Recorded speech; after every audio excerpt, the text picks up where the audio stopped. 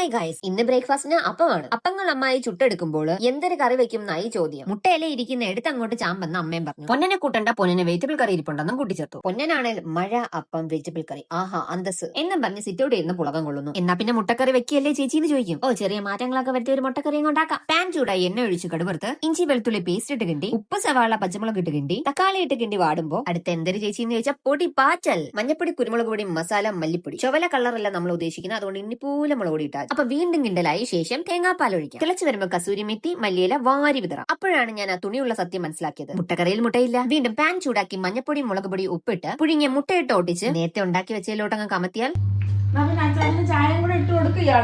അതെന്തരേലും ആകട്ടെ, തേങ്ങാപ്പാൽ മുട്ടക്കറി റെഡി. അതായെത്തിരിക്കുന്നു നെസ്കഫയുടെ ബ്രാൻഡ് അംബാസിഡർ. സത്യം പറഞ്ഞാൽ കാപ്പി ഇടുന്നതിന് മുന്നേ ദീപുമോൻ എന്നോട് ചോദിച്ചു വേണോന്ന്. അപ്പോഴത്തെ ആവശ്യത്തിന് ഞാൻ വേണ്ടാന്ന് പറഞ്ഞു ഗൈസ്. അതല്ലേലും ഇവിടെ അങ്ങനെ തന്നെ എന്തോ ദീപുമോന്റെ പാത്രത്തിൽ കൈയിട്ട് വാരി തിന്നാണ് ഞാൻ വളർന്നത് തന്നെ. അപ്പൊ ഗൈസ്, ബൈ ബൈ.